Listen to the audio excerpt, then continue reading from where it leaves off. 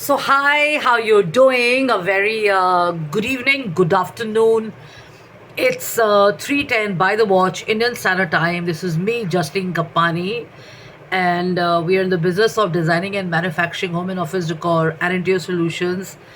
And I'm the founder and the CEO, the brainwave, the brain giant behind all the creations of the collections that you see on my social media and various shares, and also when the catalogs are sent and emails are exchanged and stuff, or when you see the promotional work and stuff.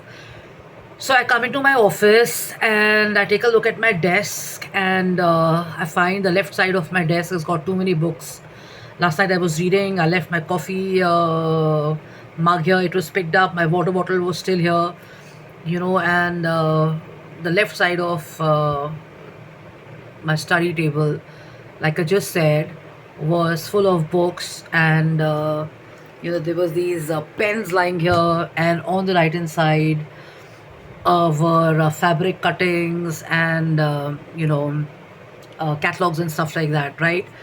So now when I come in, I spent like 10 minutes first cleaning up my table and stuff. Though it was clean, but then of course the helper is not instructed to lift stuff, because sometimes I tend to, kind of not find my cards and important documents and stuff like that. So I had to do this on my own. So I'm inspired to share it from my own experience, that what happens when you walk into your office or you walk into a workspace and it's not dirty. And there's this common notion over the years I've noticed that, you walk in the street, or you get into an office, or you get into a studio, or you get into a place, into a gym, you see, you know,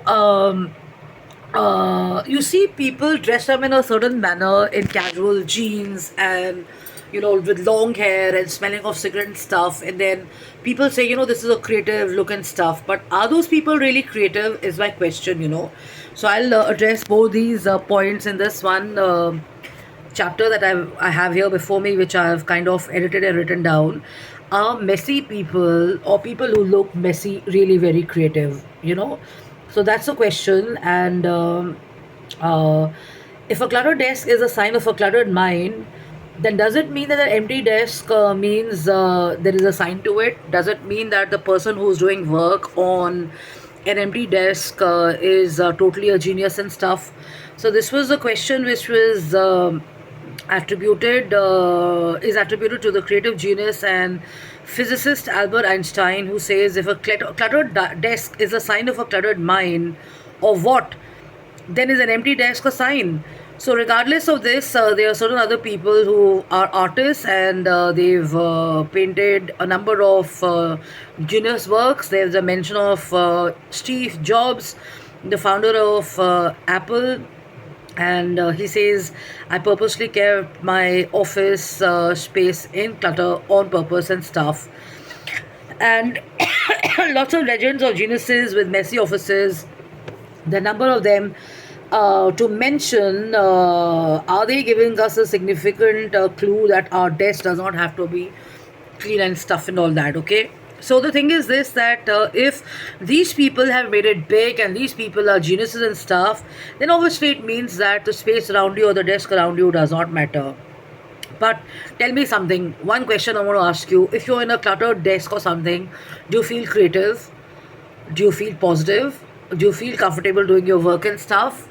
I mean, if you've got a different kind of a mental setup, then of course your brain can work, especially in a cluttered desk, as these geniuses. But if you're a creative person, if you're an ideas person, and if you have to do some ideation, some designing, some imagination, can you do that on a cluttered desk? I can't do it, because I worked in places where the desks have been really bad. The offices have been swamped, and they've not been that great. And I've noticed a change that the moment I've gotten into a pretty nice space, a nice clean desk with a good coffee shop, or a good reception, or a good seater with printers in place, and papers in place, and documents in place, and when you go to a library you find things well within time and stuff, and the equipment is working well, the lighting is good,